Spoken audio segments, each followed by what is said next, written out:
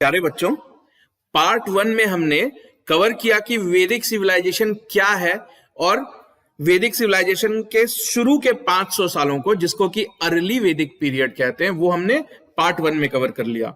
तो ये पार्ट 2 देखने से पहले मैं आपसे रिक्वेस्ट करूंगा कि अगर आपने पार्ट 1 नहीं देखा है और अगर देख भी लिया है और आपको उसकी मतलब वो चीजें याद नहीं है, तो आप पार्ट 2 मत देखो। पहले आप पार्ट 1 को देखो, रिवाइज करो, फिर ही पार्ट 2 देखने का कोई मतलब बनेगा।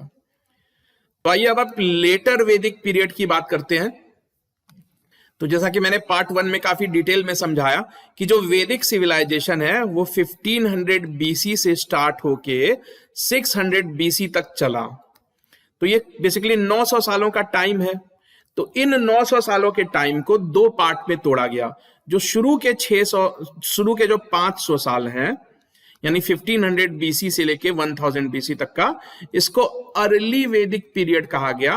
और आखिरी के जो 400 साल हैं, तो ये 500 साल अर्ली कहलाए, जो बाद के 400 साल हैं वो लेटर कहलाए। तो इसको दो भागों में तोड़ने की जरूरत इसलिए पड़ी क्योंकि दोनों सोसाइटी में लोग एक ही हैं, वही कल्चर है, वही देवी देवता हैं, वही खाना पीना, वही रहने का तरीका, लोग वही हैं। जैसे हम भी इंडियन हैं और आज से 1000 साल पहले जो इंडिया में रहते थे वो भी तो इंडियन ही थे, लेकिन उनके रहने का तरीका और हमारे रहने का तरीका काफी कुछ बदल चुका है। तो ऐसे ही अर्ली और लेटर वैदिक सोसाइटी में काफी कुछ बदल चुका था। तो अर्ली वैदिक सोसाइटी हमने डिटेल में ऑलरेडी पार्ट 1 में कवर की है। अब हम पार्ट 2 में लेटर वैदिक सोसाइटी की बात करेंगे।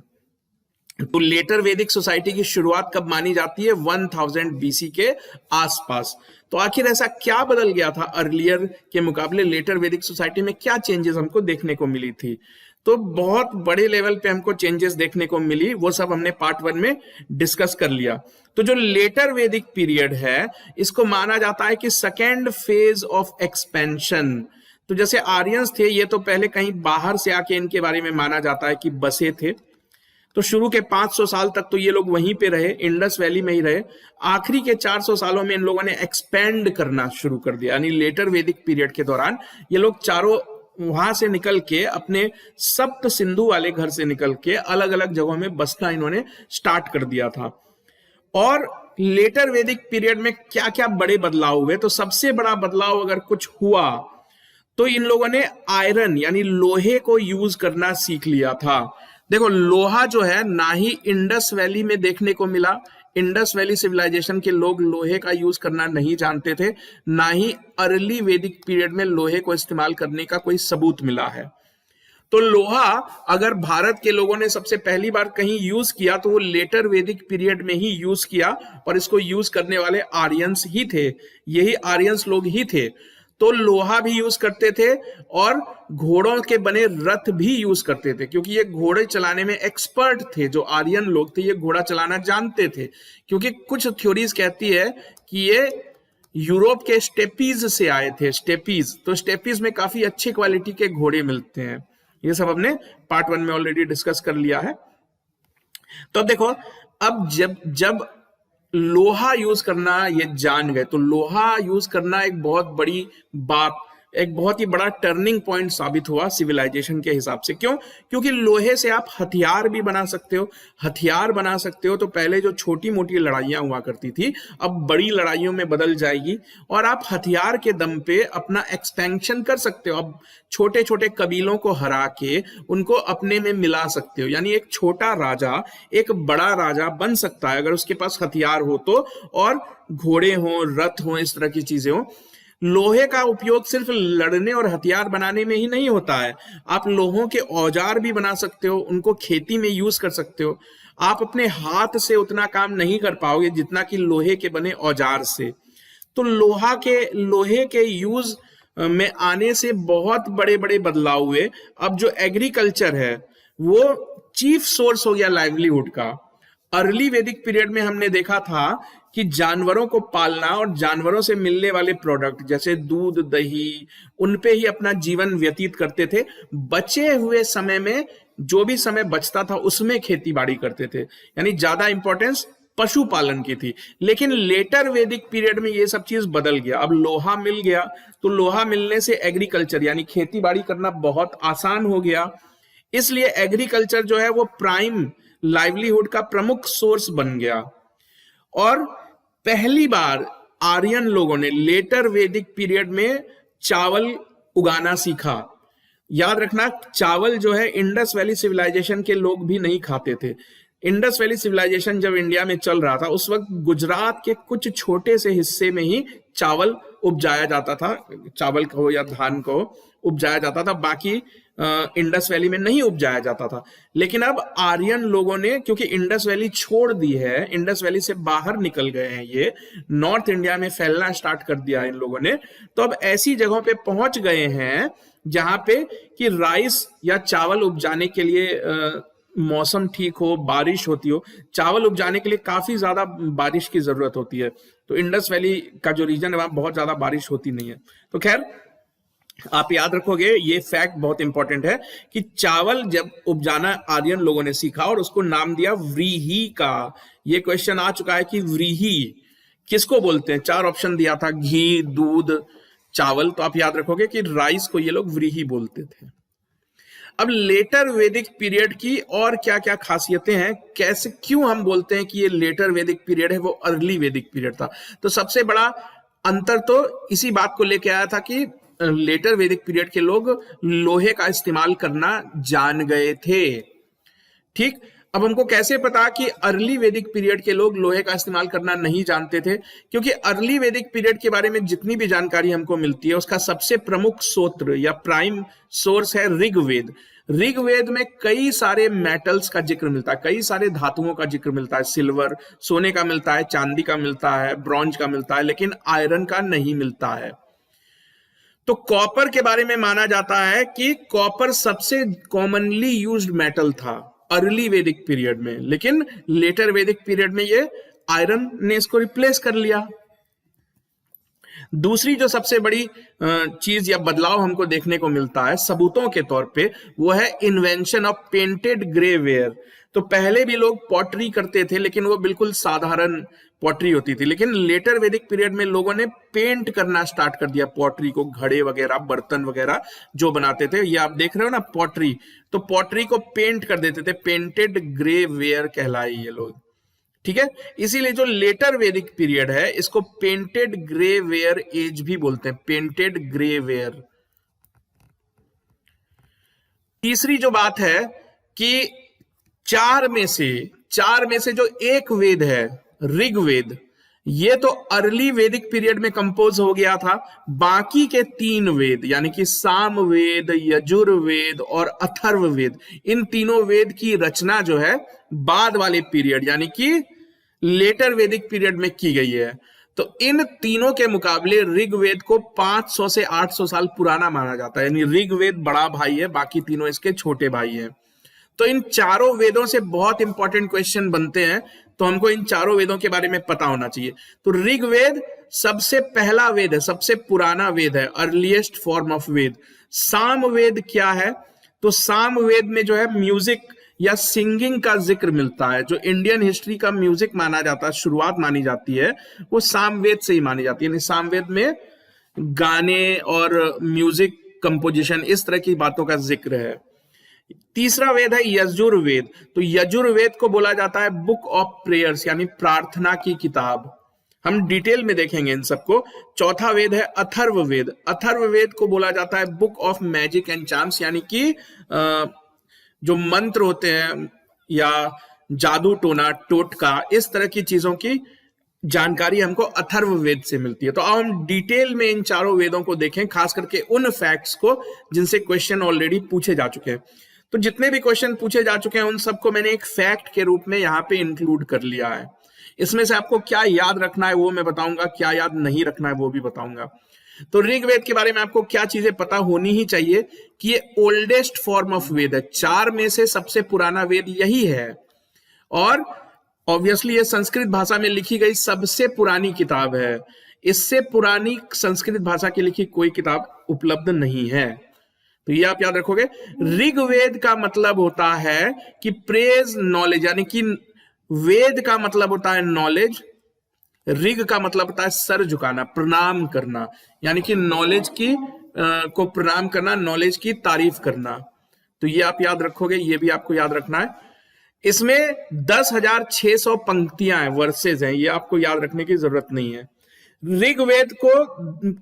ऋग्वेद जो है वो 10 छोटे छोटे बुक्स से मिलके बना है। जैसे आपके बुक में चैप्टर्स होते हैं ना, तो वैसे ही ऋग्वेद में जो है बुक्स होती हैं।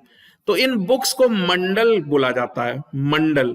तो पूरा का पूरा ऋग्वेद जो है वो 10 छोटे छोटे बुक्स या 10 छोटे छोटे मंडल से मिलके बना है। इन बुक्स को नाम दिया गया है पहले से लेकर 10वां मंडल तक। ठीक, इसमें जो पहला मंडल है और जो 10वां मंडल है, इसको बाद में लिखा गया है, बाद में किसी ने लिखा है, वो भी लेटर वैदिक पीरियड में। यानी जो ओरिजिनल ऋग्वेद है वो बुक नंबर 2 से लेके बुक नंबर 9 तक का बना हुआ था। बाद में किसी ने उसमें 2 और बुक्स ऐड कर दी, एक शुरू में ऐड कर दिया, एक लास्ट में ऐड कर दिया। पूरे ऋग्वेद में 1028 मंत्र हैं। इन मंत्रों में ज्यादातर अग्नि और इंद्र का जिक्र मिलता है। और ये जो मंत्र हैं ये ऋषि नाम के किसी व्यक्ति ने लिखे हैं। ऋषि, आज हम ऋषि मुनि कहते हैं ना, ऋषि मुनि, तो उस वक्त ऋषि एक आदमी का नाम था। ऑब्वियसली वो साधु सन्यासी ही होंगे। तो इसी ऋषि नाम के ऋषि मुनि जी ने 1028 मंत्र लिखे हैं। इन 2 देवताओं को ही ज्यादातर मंत्र समर्पित है, अग्नि और इंद्र।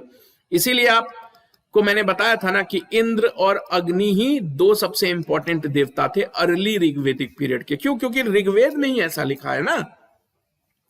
तो बाकी जो 9 बुक्स हैं ऋग्वेद की, वो किस बारे में, ऋग्वेद किस बारे में है? तो ऋग्वेद में इन्हीं चीजों का जिक्र है कि यूनिवर्स कैसे बना, तो ग्रह, ब्रह्मांड, चांद, तारे किसने बनाए, क्यों बनाए, इस तरह की चीजें लिखी गई है कि मनुष्य को धरती पे क्यों भेजा गया। मतलब पूरे ब्रह्मांड, यूनिवर्स की चर्चा की गई है। तो उस वक्त के हमारे जो पूर्वज थे, सोचो कितने एडवांस उनकी सोच होगी। और साथ ही साथ देवी देवताओं का भी जिक्र है। तो ऋग्वेद का यही मतलब है कि मनुष्य को क्यों बनाया गया, किसने बनाया, वो देवता कौन है, कहाँ रहते हैं, इन्हीं सब चीजों का जिक्र हमको ऋग्वेद में मिलता है।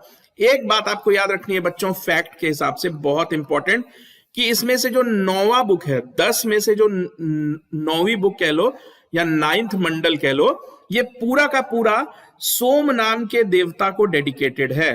अब सोम कौन थे? वो पेड़ पौधों के देवता थे, हमने पार्ट 1 में कवर किया है। और बेसिकली उस वक्त जो आर्यंस थे उनको एक ड्रिंक पीने की आदत थी, जो किसी पेड़ से बना हुआ ड्रिंक होता था, उसका नाम रखते थे ये लोग सोम रस। तो सोम रस के बारे में कहा जाता है कि ये बिल्कुल कोई शायद शराब जैसी कोई चीज होती थी जिसको पी के नशा छा जाता था, लोग अच्छा महसूस करते होंगे, इसीलिए सोम की काफी तारीफ उन्होंने की है। तो ऋग्वेद के बारे में हमने जान लिया, अब सामवेद के बारे में हम जान लेते हैं। तो इसमें 1549 पंक्तियां हैं, ये आपको याद रखने की जरूरत नहीं, बस आप ये याद रख लो कि ये जो सामवेद है इसमें 75 पंक्तियों को छोड़ के ज्यादातर जो पंक्तियां हैं वो ऋग्वेद से ली गई हैं। देखो ऋग्वेद क्या है, वो कहानी के तौर पे लिखी गई है। सामवेद ने क्या किया है, उन्हीं मंत्रों को गाने के फॉर्म में बदल दिया, म्यूजिकल फॉर्म में बदल दिया है। तो सामवेद को माना जाता है कि इंडियन क्लासिकल म्यूजिक का सबसे पहला जिक्र या जन्मदाता सामवेद ही है। सामवेद से पुरानी किसी भी बुक में हमको म्यूजिक यानी गाने बजाने का जिक्र नहीं मिलता है। तो जैसे ऋग्वेद 10 छोटे छोटे किताबों से मिलके बना था, वैसे ही सामवेद जो है कई छोटे छोटे किताबों से मिलके बना है। उनमें से 2 इंपॉर्टेंट किताबें हैं, उनको उपनिषद कहा जाता है। उप मतलब होता है सब, यानी वेद के अंदर पाए जाने वाले किताब, उनको उपनिषद कहते हैं। तो इसमें से 2 उपनिषद हमको याद रखने हैं, एक है चंडोग्य उपनिषद और दूसरा है केन उपनिषद। तो ये क्वेश्चन पूछा जा चुका है कि चंडोग्य उपनिषद किस वेद का हिस्सा है, तो वो सामवेद का हिस्सा है। और सामवेद है किस बारे में, तो ऋग्वेद को ही म्यूजिकल फॉर्म में, एक होता है बोलना कि मैं इंडियन हूं और एक होता है गाना गाना। देखो मैं ये भी कह सकता हूं कि जन गण मन अधिनायक जय हो, मैं ये भी कह सकता हूं कि जन गण मन, तो जब आप गा रहे हो किसी चीज को तो वो सामवेद, ठीक, तो सामवेद ऋग्वेद से ही बना है एक तरह से। तो सामवेद में आपको तरह तरह के म्यूजिकल जो होते हैं, म्यूजिक बनाने के या कोई भी गाना, छंद, मुखड़ा, इस तरह की चीजों को लिखने के जो रूल्स होते हैं वो आपको वहां पे मिलेंगे। इसमें भले ही ऋग्वेद से कम पंक्तियां हैं, लेकिन ये ऋग्वेद से बड़ा है। इसका जो टेक्स्ट है, रिटन मटेरियल है, वो ऋग्वेद से ज्यादा है। अब बात करते हैं तीसरे वेद की, यानी यजुर्वेद की।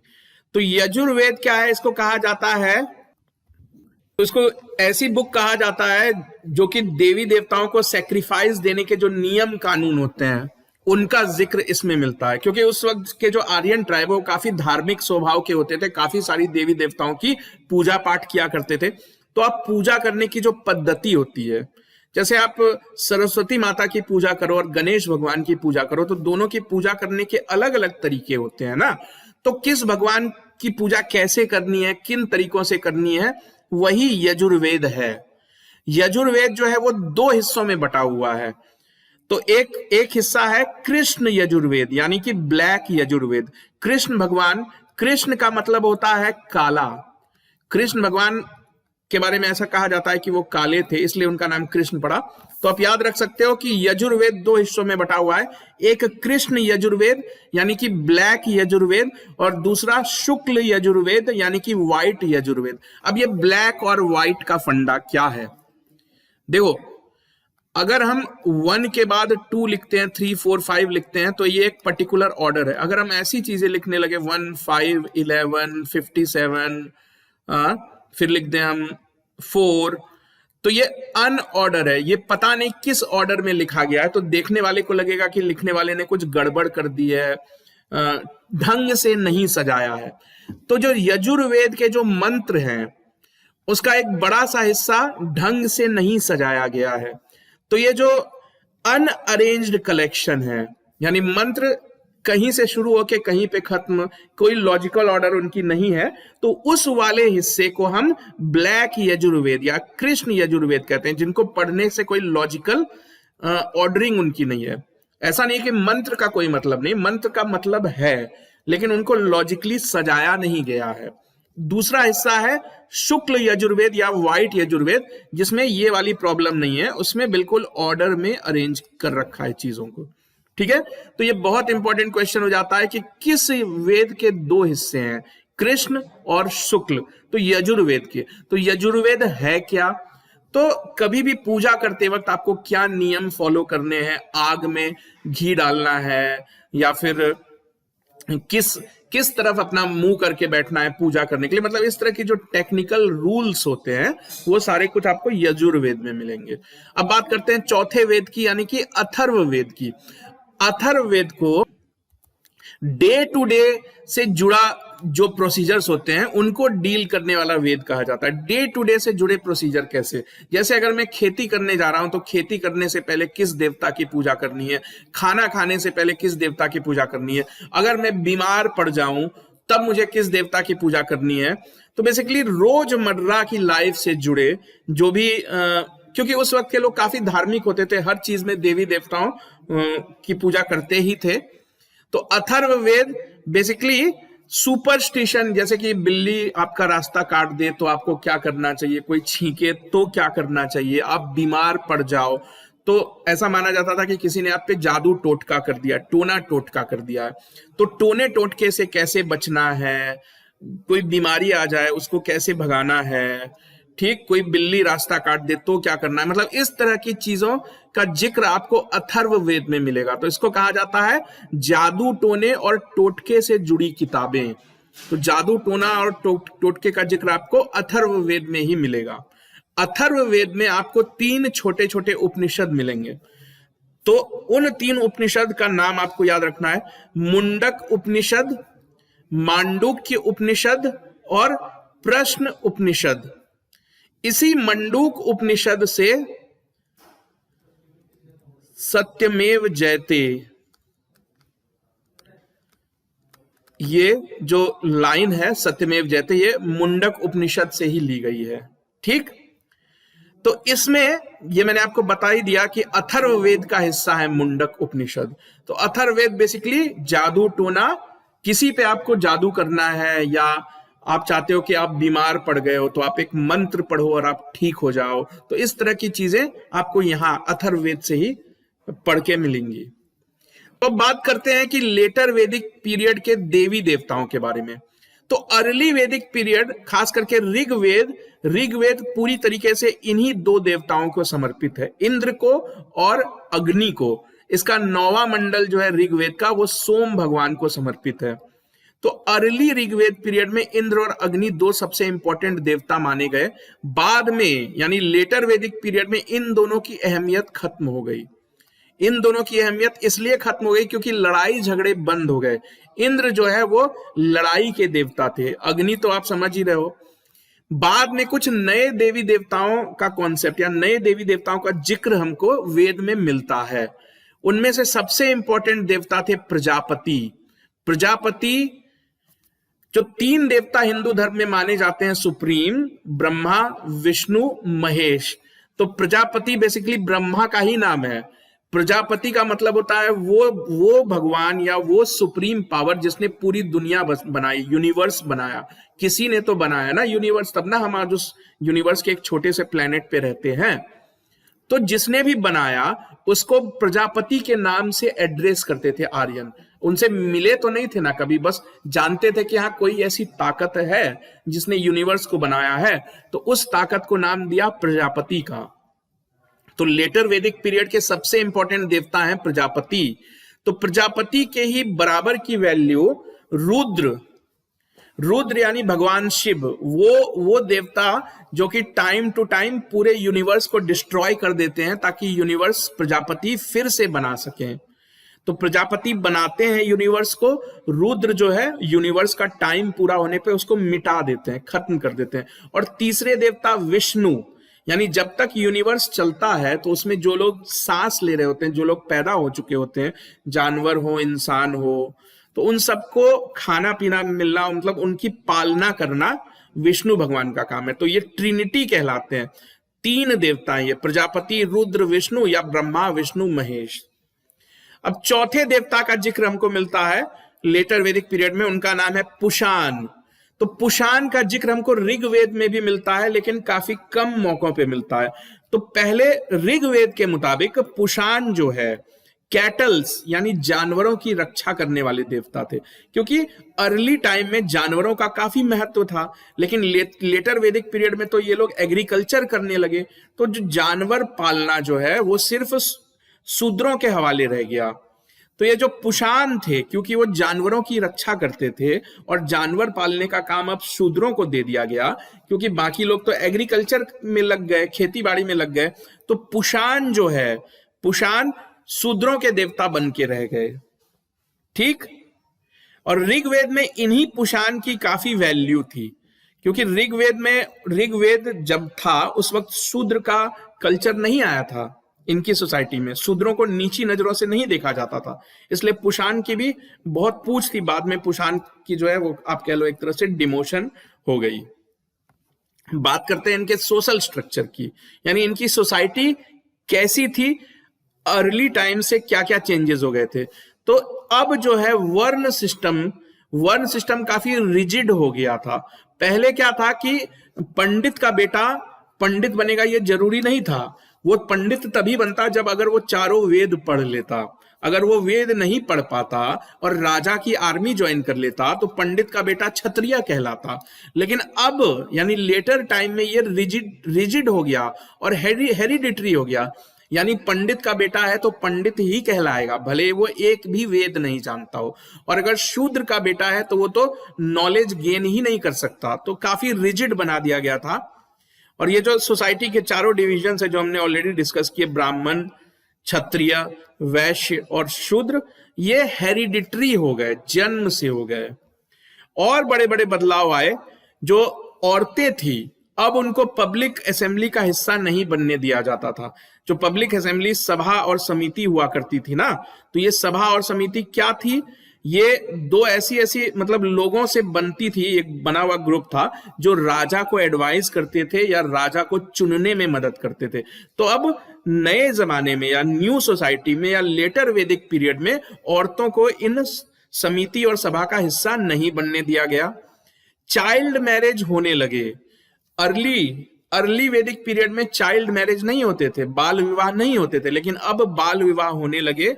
और तो और जो 4 बड़े बड़े कास्ट थे उनमें सब कास्ट उभर के आने लगे। सब कास्ट का क्या मतलब है? जैसे कोई वैश्य है तो वैश्य का मतलब है बिजनेसमैन। अब बिजनेसमैन भी अलग अलग तरह के होते हैं ना, कोई लोहे का बिजनेस करता है, कोई गोल्ड स्मिथ, कोई सोने की ज्वेलरी बनाता है। तो अब सब कास्ट बनाए जाने लगे इस चीज पे कि आपका बिजनेस क्या है, आप क्या काम करते हो। अगर आप क्षत्रिय हो तो क्षत्रिय में भी अलग तरह के क्षत्रिय होते हैं, राजा भी हो सकता है, कोई सिपाही भी क्षत्रिय हो सकता है। तो ऑक्यूपेशन को देखते हुए सब कास्ट्स बनने लगे और इन सब कास्ट को गोत्र का नाम दे दिया गया। गोत्र गोत्र बेसिकली एक ही काम करने वाले लोग होते थे।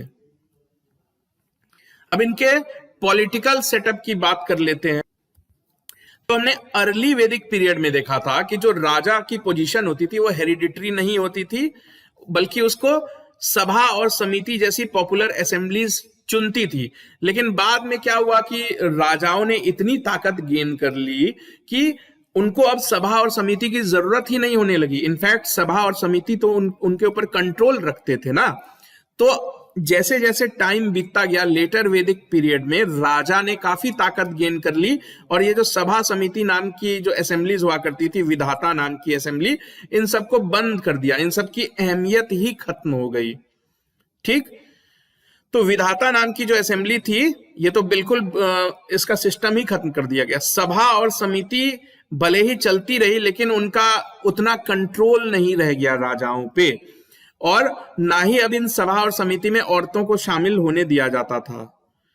ठीक, और ये जो सभा और समिति थे पहले तो इनमें आम लोग होते थे, जो गांव के लोग होते थे, जो ट्राइब के लोग होते थे, लेकिन अब सभा और समिति में सिर्फ ताकतवर लोग, जैसे कि जिनके पास पहले से ही ताकत है, ब्राह्मण या फिर राजा के मिनिस्टर वगैरह, सिर्फ वही सब इसमें शामिल होते थे।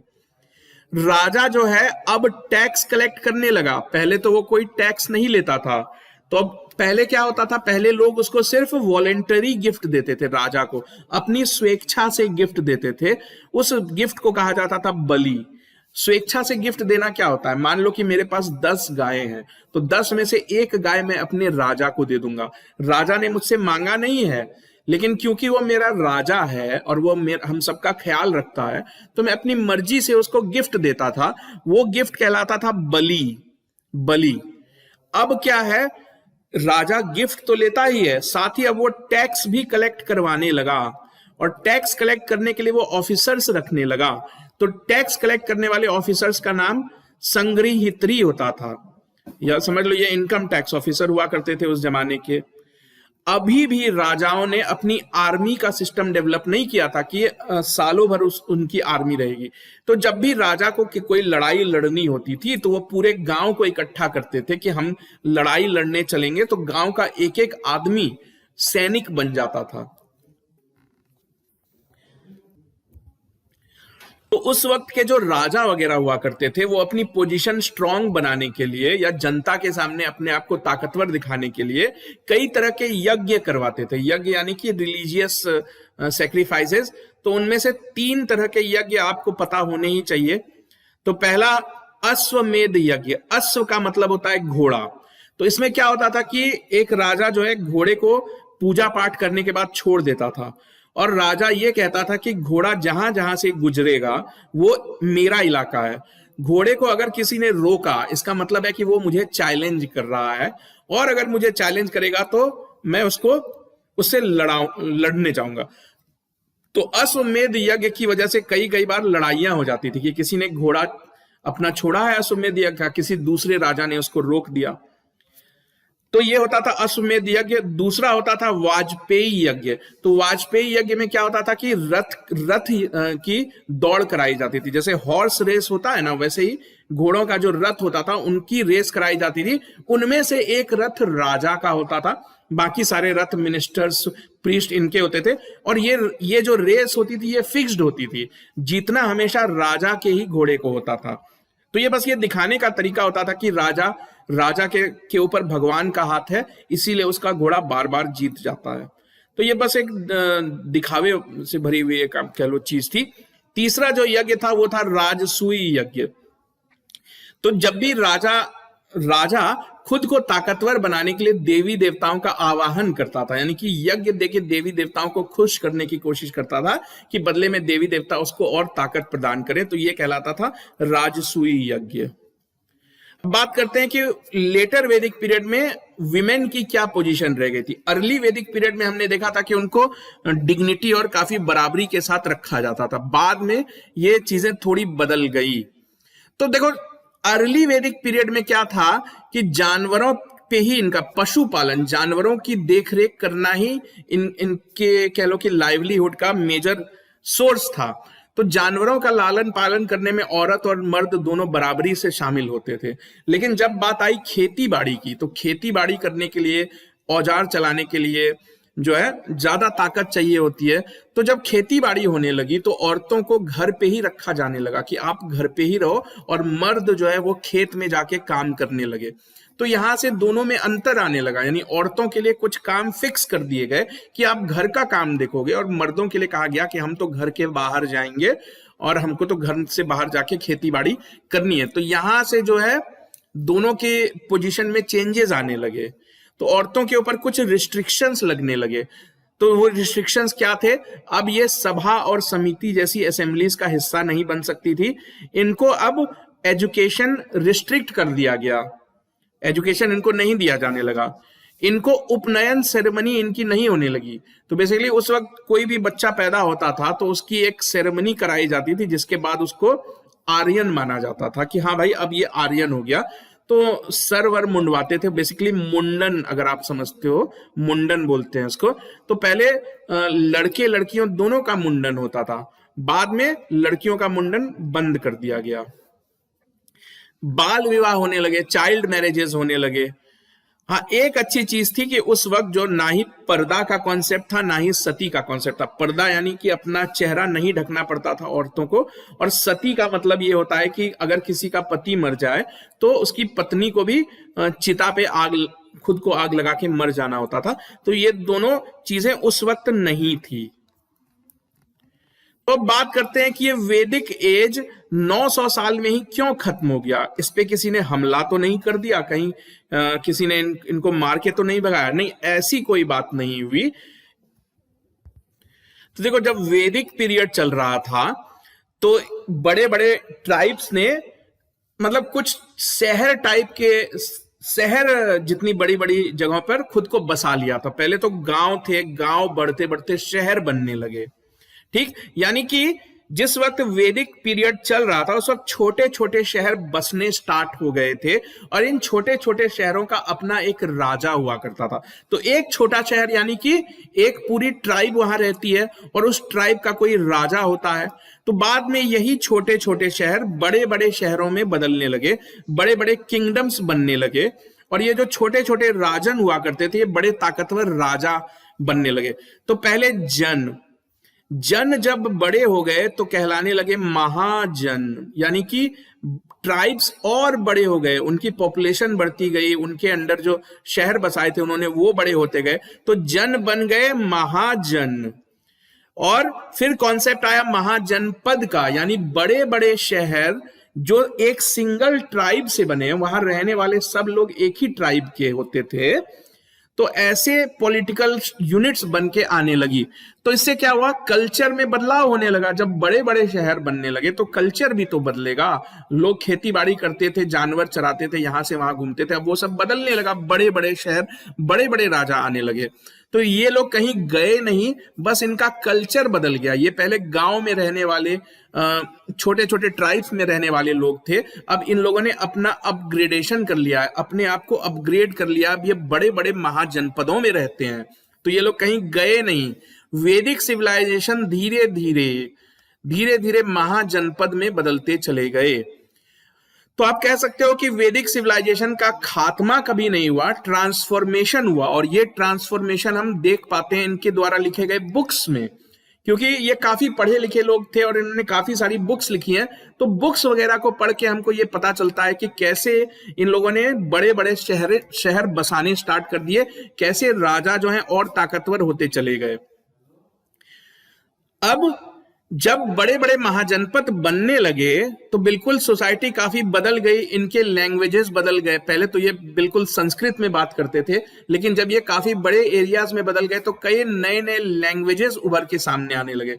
कई नए तरह के देवताओं की पूजा ये लोग करने लगे। इनका खान पान, रहने का तरीका, घर बनाने का स्टाइल, सब कुछ बदलता चला गया। तो इन्हीं लोगों ने अपना पुराना लाइफस्टाइल त्याग दिया और बड़े शहरों में रहने वाले लोगों जैसे बन गए। तो यहां से कुछ इंडियन हिस्ट्री में कुछ बड़े चेंजेस भी आने शुरू हुए। तो जब महाजनपद काल शुरू होता है तब हमको ये जानकारी मिलती है कि बाहर के लोगों ने इंडिया पे अटैक करना स्टार्ट कर दिया। पहले तो कोई था ही नहीं, अटैक किस पे करते। अब इंडिया में बड़े बड़े शहर बसने स्टार्ट हो गए तो बाहर के लोगों को ये जानकारी मिलने लगी कि इंडिया जो है प्रॉस्पेरस कल्चर है वहां पे, तो वहां पे चल के अटैक करते हैं। तो ऐसा सबसे पहला अटैक डेरियस वन नाम के राजा ने किया। इसने इंडस वैली पे अटैक किया था अर्ली 6th सेंचुरी में। तो इस अटैक से हमको यह पता चलता है कि बाहर के लोगों का इंडिया में आना जाना स्टार्ट हो गया था। इसी दौरान जो वैदिक पीरियड जब खत्म कह लो या ट्रांसफॉर्म होने के कगार पे था, तो कुछ नए रिलीजन्स उभर के सामने आ रहे थे। क्योंकि वैदिक पीरियड में जो है इनके अपने देवी देवता थे, इनके अपने रिचुअल्स होते थे, अपने ये लोग यज्ञ वगैरह करते थे, हवन पूजा पाठ करते थे। तो जो आम लोग थे, आम लोगों से इतना खर्चा नहीं किया जाता था कि मैं रोज पूजा करूं। आप पूजा पाठ करोगे, उसमें जानवरों की बलि दी जाती थी, अनाज वगैरह की बलि दी जाती थी। जो कॉमन पीपल थे वो इतना खर्चा नहीं कर सकते थे। मान लो किसी के पास दो ही बकरी है और उससे कहा जाए कि एक बकरी आपको अग्नि देवता को दान में देनी है, तो वो तो नहीं कर पाएगा ना। तो इसलिए लोगों में धीरे धीरे एक इस बात की फीलिंग घर करने लगी कि जो वैदिक रिलीजन है, वैदिक रिलीजन सुपरस्टिशन साथ ही साथ कुछ ऐसे कॉन्सेप्ट से भरा हुआ है जो कि आम लोगों को पसंद नहीं आने लगा। तो आम लोगों ने अपने आप को वैदिक रिलीजन से अलग करना स्टार्ट कर दिया। वो लोग आर्यन ही थे, लेकिन उनको अपना ही कल्चर, अपने ही कल्चर में कुछ चीजें चुभने लगी, खास करके रिलीजियस प्रैक्टिसेस। तो इन लोगों ने जब महाजनपद वगैरह बन गए तो कुछ नए रिलीजन्स का जन्म हुआ। जैनिज्म और बुद्धिज्म ऐसे ही दो नए रिलीजन हैं जो कि वैदिक रिलीजन से मुकाबला करने के लिए बनाए गए थे। तो वैदिक रिलीजन कहता था कि पूजा पाठ करो, देवी देवताओं को खुश करना है तो सेक्रीफाइसेस करो, जबकि जैनिज्म बुद्धिज्म कहता था कि भगवान को पाने के लिए इतना सब कुछ खर्च करने की जरूरत नहीं है, किसी को नुकसान पहुंचाने की, किसी जानवर की बलि देने की जरूरत नहीं है। तो जब नए नए रिलीजन्स बनने लगेंगे तो आपकी जो पुरानी कल्चर है वो तो कहीं गायब सी होती चली जाएगी ना। तो इसीलिए वैदिक कल्चर धीरे धीरे बदलता चला गया। लोग कहीं गायब नहीं हो गए, बल्कि लोगों ने अपना रहने का, जीने का तरीका बदलना स्टार्ट कर दिया। तो इसी तरह वैदिक सिविलाइजेशन धीरे धीरे जो प्योर वैदिक सिविलाइजेशन है वो खत्म हो गई और उसकी जगह ले ली महाजनपद एरा ने, यानी महाजनपद काल।